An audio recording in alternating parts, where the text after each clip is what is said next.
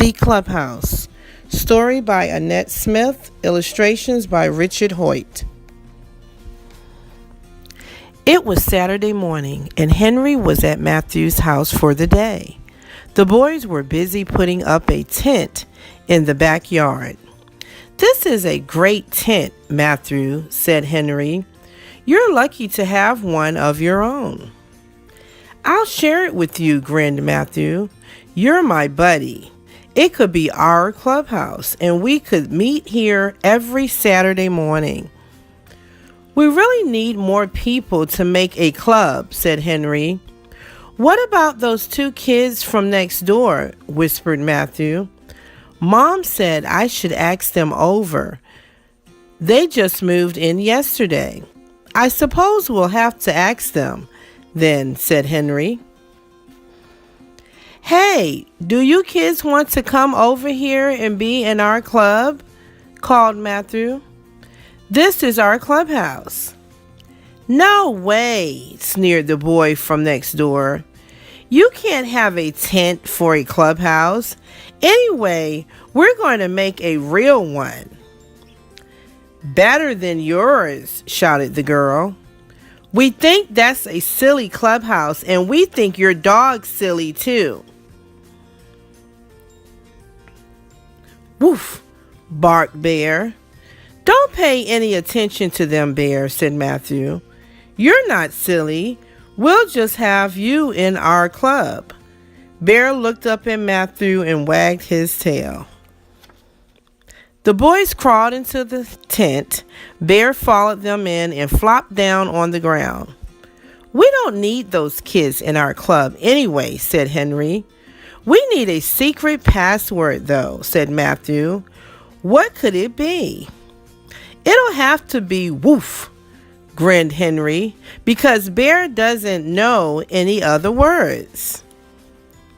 After Matthew and Henry went into the tent, the boy from next door sneaked up to the fence, hid in the bushes, and watched them. Then Matthew and Henry heard a light pattering noise on the roof of the tent. They looked at each other in surprise. Bear opened one eye and lifted his head. "It sounds like rain," said Matthew. "It can't be," said Henry, peering out of the tent. "Look, the sun is shining." But the noise got louder, and one side of the tent roof bulged. "I know what it is," said Matthew.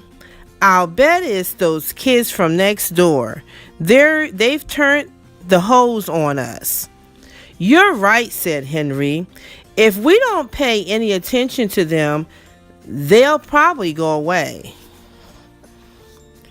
Everything was quiet for a while. "Woof," barked Bear, pricking up his ears. "Shh, Bear, keep still," said Matthew. "Don't make any noise." "I can hear something," whispered Henry. All of a sudden, the poles wobbled and the tent fell on top of them. While the boys struggled to get out, they could hear the boy and girl from next door laughing as they ran away. "Woof, woof, woof," barked Bear, who was now out of the tent. The girl ran towards the fence. Suddenly, she tripped and clutched her ankle. The boy stopped halfway over the fence and looked back. He didn't know whether to keep going or to come back and help his sister. "Don't let that dog get me," yelled the girl. She sounded very frightened. "Don't let it bite me. Go away, you nasty dog." "Bear won't bite you," said Matthew. "He's a friendly dog." "And he's not nasty either," said Henry. "Bear's a hero. Once he saved a little girl from being hit by a car." "Are you sure he won't bite me?" asked the girl. She didn't take her eyes off Bear. Then she reached out and gave him a little pat. Her brother came back slowly and stood beside them looking embarrassed. Bear wagged his tail even harder, when they both gave him a pat. He was enjoying all the fuss. "We could help you put the tent up again if you like," said the boy. "We aren't really going to make a clubhouse. I just said that." "Well, you can be in our club if you want to," said Matthew. "Bear, tell them the password," grinned Henry. "Woof," barked Bear. "Woof, woof, woof." The end.